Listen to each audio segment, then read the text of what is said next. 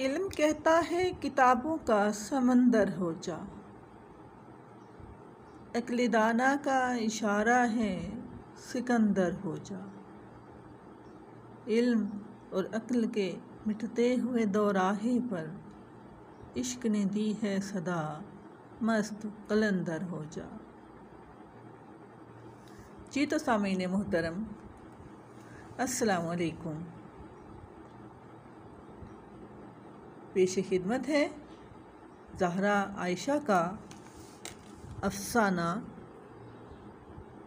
उम्मुल कुरान। ज़ोहा आपी, आप किधर हैं?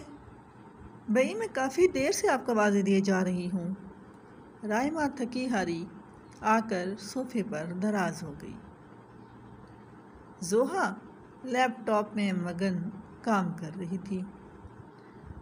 मुस्कराकर पलटी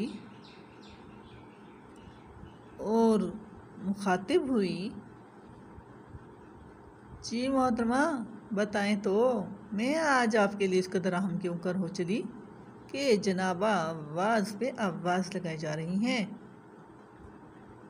यार घर में मेहमान आ रहे हैं कराची से और अम्मी ने कहा है आप भी आ जाइएगा किचन में मदद इमदाद करवाने। वैसे इतनी कोई सुगड़ सियानी तो आप हैं नहीं, मगर फिर भी आ जाइएगा गार्निश लगाने। राइमा शरारत से उसे छेड़ते हुए बोली।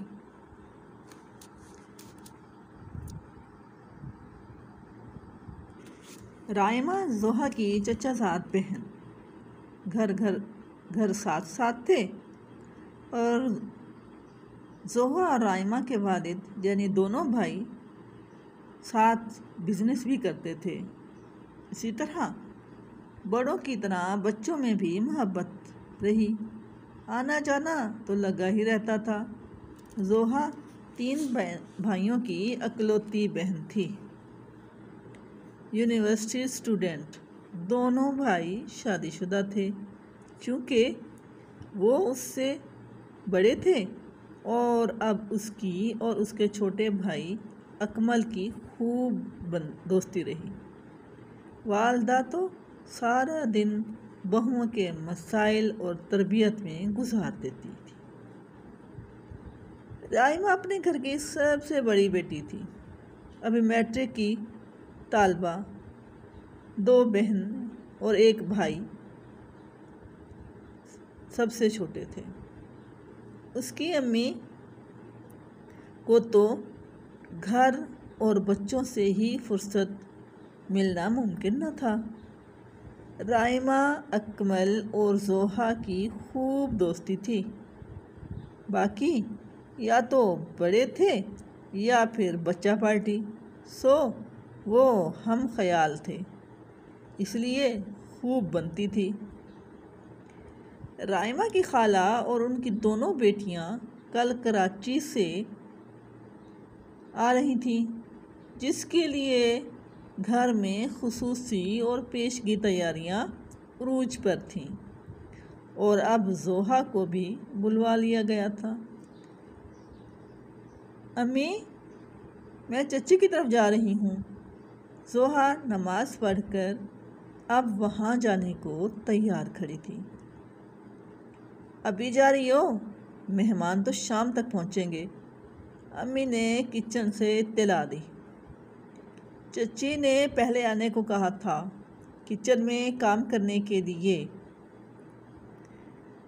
अब किचन में अम्मी के पास आ पहुंची और इजाज़त तलब निगाहों से उन्हें घूरने लगी। तुम और किचन का काम? सिवाय अंग्रेज़ी खाने बनाने के तुम्हें आता ही क्या है? अम्मी ने नाक सुकेड़ कर कहा। हाँ तो आपको क्या, उन्हें बड़ी कदर है मेरी। तफ्तीश बाकी है। ज़ोहा चल पड़ी। जल्दी आना, अम्मी बोली। जी नहीं, जो खाना बनाऊंगी तो उसे खाकर ही आऊंगी। वो पीछे मुड़े बगैर लॉन से बोली और गली के आखिरी घर की तरफ को लपकी। जोहा बेटा, तुम पास्ता बनाओ और राइमा इसकी मदद करना, कोई तोड़ फोड़ नहीं करनी। और हाँ, फजूल बातों से ज़्यादा काम पर तवज्जो देना। राइमा की अम्मी ऑर्डर देकर चली गईं दीगर काम को देखने के लिए। अम्मी, अब हम फजूल बातें नहीं करते, बल्कि हमेशा मालूमात एक दूसरे से शेयर करते हैं। राइमा ने बुरा सा मुंह बनाते हुए कहा। चलो राइमा, मुझे बताओ आज का हमारा डिस्कशन टॉपिक क्या है? साइंस, रियाजी, अंग्रेज़ी, इस्लामियात तो पहले हो चुके हैं। चलो आज हम कुरान को डिस्कस करते हैं, जोहा बोली। पर इस्लामियात तो डिस्कस कर चुके हैं। राइमा ने सोचते हुए कहा और खीरा मुंह में रखते हुए बोली, हाँ, इस्लामियत डिस्कस की है। कुरान की सूरतें और उनकी अहमियत और थोड़ी तफसीर को भी देखते हैं। चलो तुम बताओ कौन सी सूरत डिस्कस करें? जोहा ने उबलते पानी में नमक डाला और साथ पास्ता डालते हुए कहा, पहली सूरत फातिहा है, तो इसी को डिस्कस करते हैं। राइमा बोली। पास्ता के लिए प्याज काटते हुए, तुम्हें पता है सूरत फातिहा के काफ़ी सारे नाम हैं। अच्छा, बाकी मुझे नहीं मालूम। भला कौन से? राइमा ने ताज्जुब से बोली। तो जोहा ने बताना शुरू किया, जैसे फातिहा, अल कुरान, उम्मुल कुरान, अश-शिफा,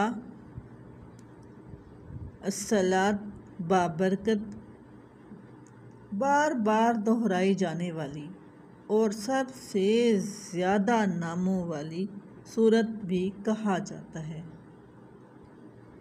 लेकिन बार बार दोहराई जाने वाली कैसे जोहा? राइमा फ्रिज से चिकन निकालकर सिंक में रखते हुए बोली, देखो ना, अगर सिर्फ फ़र्ज़ नमाज की ही बात करें तो हम रोज़ाना 17 बार फ़र्ज़ नमाज में पढ़ते हैं और सुन्नत, वित्र और नफिल की हिसाब से तो ये तादाद बहुत ज़्यादा हो जाती है। यानी ये नमाज में बैकबोन है और उसके बगैर तो नमाज भी नहीं होती।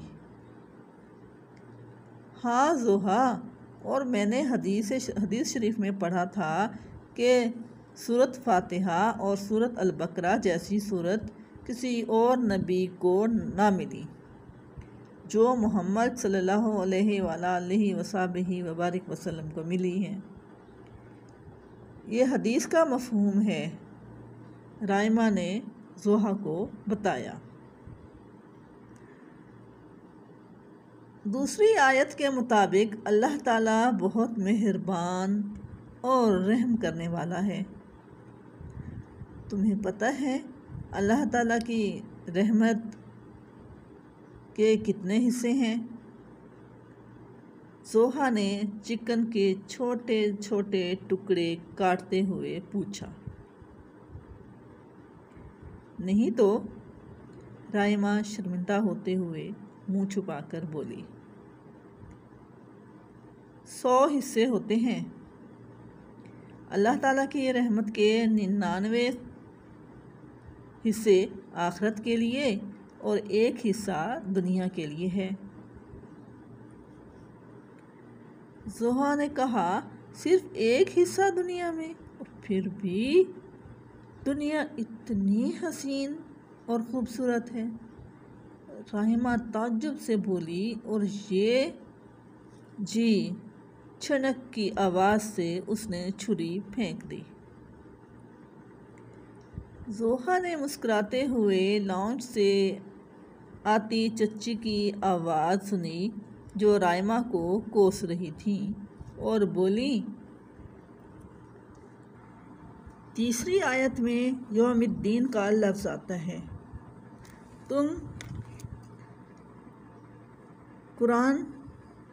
तुम इस लफ्ज़ की थोड़ी वजाहत तो बताओ, यानी मालिक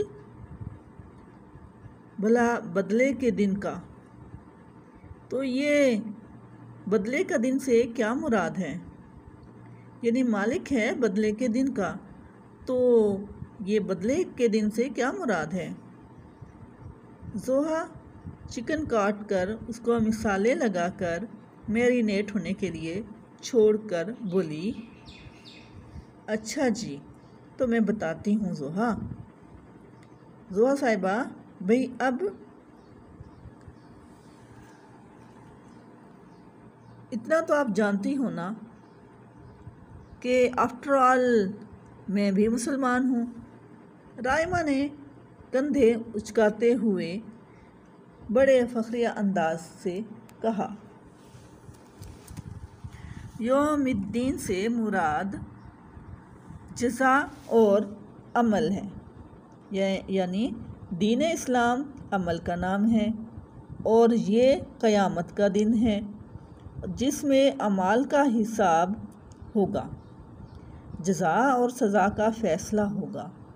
और तो और क़यामत के दिन सारे लोग बेलिबास और नंगे होंगे। इस बात पर हज़रत आयशा ने नबी सल्लल्लाहु अलैहि वसल्लम के सामने तअज्जुब का इजहार फरमाया, तो आप सल्लल्लाहु अलैहि वसल्लम ने फरमाया, किसी को शर्म नहीं आएगी, हर किसी को तो अपनी अपनी पड़ी होगी, और तो और सब लोगों का हिसाब मगरिब तक हो जाएगा।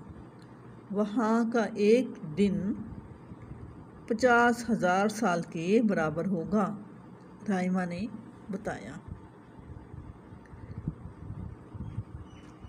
राइमा, तुमने ये हदीस से बात बताई है?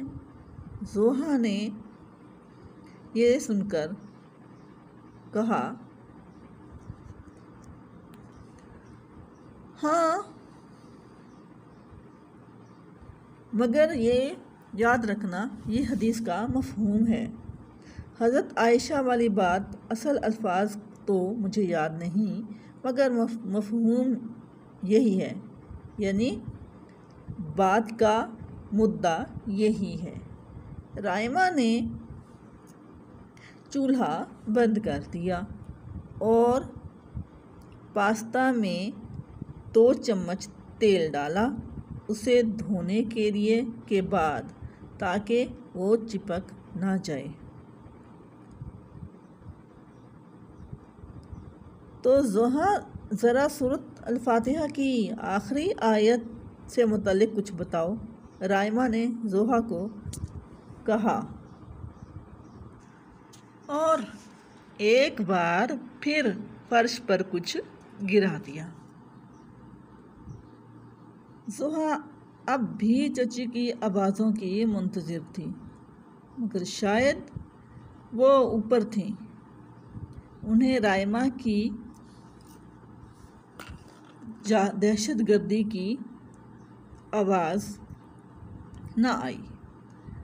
वो पास्ता का चिकन पैन में डालकर मिसाला जात और सॉस डालते हुए बोली, दरअसल आखिरी आयत में 3 बड़े गुरोहों का ज़िक्र है, जिनके मुतल्लिक़ जानकर मेरे भी होश उड़ गए थे। पहला ग्रोह अनअमता, यानी जिन पर अल्लाह ताला का इनाम हुआ।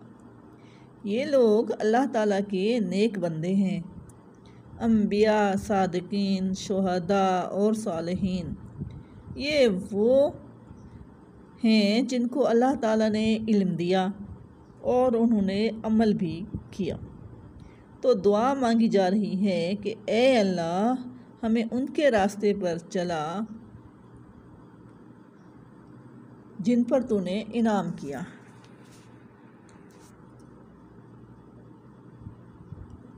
और दूसरा ग्रोह अल मग़दूब है, यानी जिनका अल्लाह ताला जो अल्लाह ताला के गज़ब का शिकार हुए, उनके रास्ते से बचा।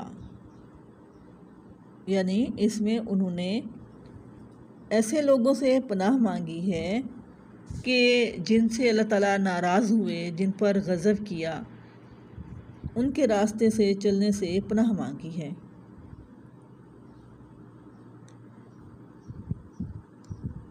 ये वो लोग हैं जिनको इल्म तो था कि कुरान क्या कहता है, नमाज की अहमियत और फजीलत मालूम थी, और बाकी कुरान का इल्म और अहकामात इन्हें मालूम थे, मगर इन लोगों ने अमल ना किया तो अल्लाह ताला के गज़ब और गुस्से का शिकार हुए। और कहा जाता है इनके किस्सों में बहुत इबरत है।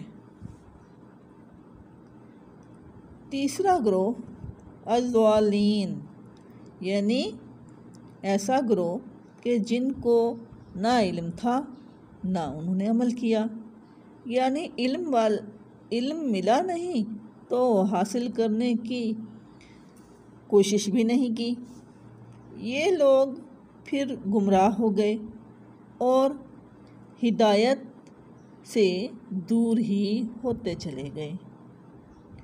और गुमराह तो अल्लाह की रहमत के उम्मीदवार नहीं हो सकते जब तक वो सच्ची तौबा ना कर लें।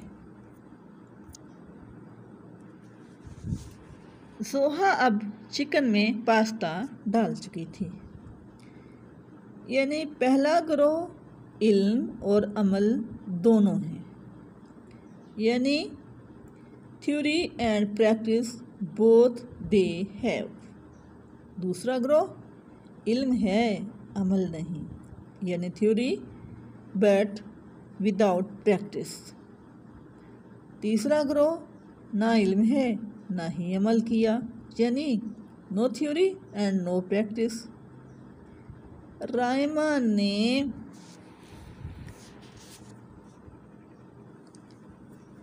इतनी बड़ी तकरीर, जोहा की इतनी बड़ी तकरीर को मुख्तसर और पुरअसर बना डाला। जी जी मिस इंटेलिजेंट, बिल्कुल। आप डिश दो, पास्ता डिश आउट करूं? जोहा ने उसके सर पर शाबाश वाला हाथ जोर से मारकर कहा। वो सर मलते मलते डिश निकाल रही थी। कहने लगी, जोहा, तुम्हें पता है मैं 50-50 हूँ, यानी दूसरे ग्रुप से हूँ।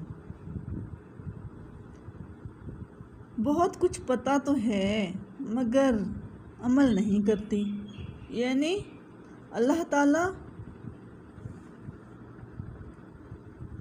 मुझ पर भी गुस्सा है और तुम? जोहा गहरी सोच में डूबते हुए,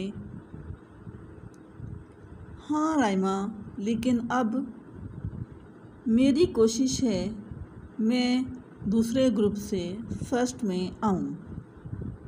इसलिए मैंने हज़रत अबू बकर सदीक़ रज़ी अल्लाह ताला अन्हु के एक फार्मूले पर अमल का इरादा किया है, यानी समेना व अताना, यानी हमने सुना और अमल किया। डिश आउट करके वो पास्ता खीरे और नींबू के साथ गार्निश करने लगी। दोनों ही किसी गहरी सोच में थीं।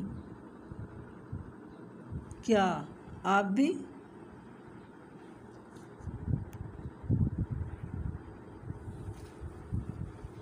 जी तो सामीन, आपने सुना ज़हरा आयशा का अफसाना उम्मुल कुरान। उम्मीद है आपको पसंद आया होगा।